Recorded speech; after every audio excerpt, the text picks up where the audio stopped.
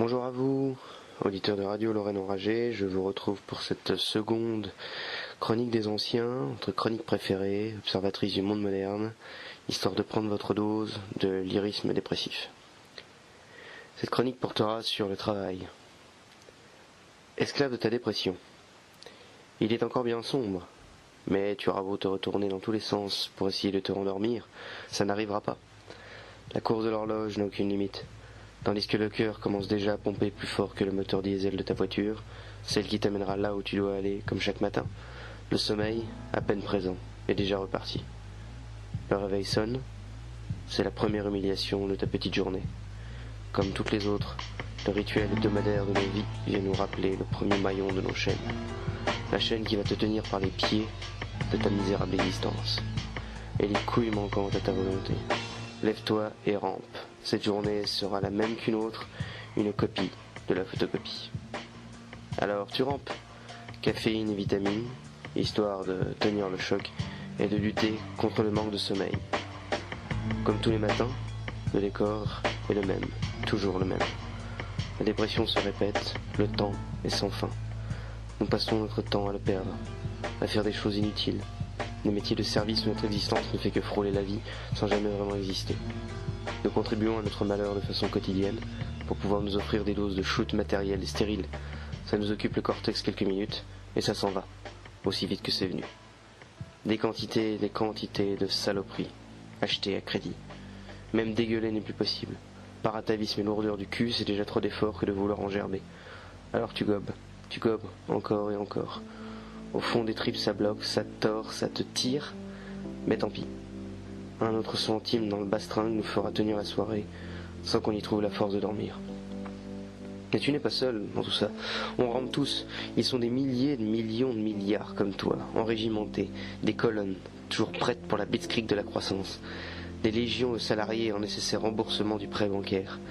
Tous les matins, comme toi, ils s'excitent le palpitant à courir après leur métro, leur bagnole, leur train, leur vélo. Ils foncent vers le seul destin possible d'un monde saturé par les crises. Ils courent enchaînés, mais dans le sens de la chaîne. Ils foutent leur puissance, leur potentiel, leur force en l'air pour pouvoir se soumettre aux vies de veulerie. Ils n'oseront pas faire quoi que ce soit. Ils ne feront rien du tout. Car il vaut mieux être lâche et confortablement installé dans le crédit de la vie plutôt que de vivre. Le pire est le cuistre. La salope payée pour avalage complet et récuré le spécialiste. Celui-là même qui t'expliquera que cela a toujours été et sera toujours. La saturation et la solvabilité de l'existence. Les rationalistes matérialistes coupés de la race des hommes. Ceux qui abusent de l'utile pour y trouver leur salut simulé. Ces meilleurs agents de la machine à broyer le bétail dont tu fais partie. T'y trompes pas, camarade. Ton indolence permanente, l'amollissement de ton âme et de ton corps t'ont rendu pire qu'eux. Non pas complice, mais observateur. Simple et petit observateur. Logement foutiste sans reproche, tout à fait convenable à ce monde.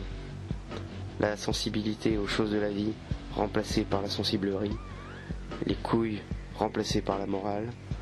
La dignité, ta dignité, remplacée par ta machine à café et ton petit loyer. Ta vie d'homme, remplacée par le festoiement permanent de ta propre mort. C'est d'ailleurs bizarre d'être en permanence le spectateur de sa propre vie. Esclave d'un bureau, d'une chaîne de montage, de la prothèse informatique que tu regardes, plus que ta femme et tes gosses, du décor puant, bétonné et plastique dans lequel tu remues, d'une administration robotisée, des rendez-vous et des réunions qui défilent tout le long des agendas. Ton agenda, justement, celui de ta vie, sur lequel il y a marqué chute. Ta chute. Pas de pitié pour personne dans un monde où la fausse morale a remplacé le vrai pardon. Non, il n'y a pas de pitié pour toi, il n'y en aura pas. Tu cours après rien, et tu n'oublieras certainement pas d'aller t'acheter le petit chrono qui te donnera ton temps de performance. Tout comme le petit patron qui t'expliquera comment tu dois l'être, performant. Le crédit, désormais c'est ton père. La statistique, c'est ta mère. La trouille, c'est ton gosse. Et la modernité, ton Saint-Esprit. Alors crève, sale esclave. Crève une bonne fois pour toutes. Crève l'esclave qui est en toi. Putain, je vois ici les hommes les plus forts et les plus intelligents que j'ai jamais eus. Je vois tout ce potentiel. Et je le vois gâché. Je vois une génération entière qui travaille à des pompes à essence, qui fait le service dans des restos, ou qui est esclave d'un petit chef dans un bureau. On est les enfants oubliés de l'histoire, mes amis. On n'a pas de but ni de vraie place. On n'a pas de grande guerre, pas de grande dépression. Notre grande guerre est spirituelle. Notre grande dépression, c'est nos vies. On en a vraiment, vraiment plein le cul.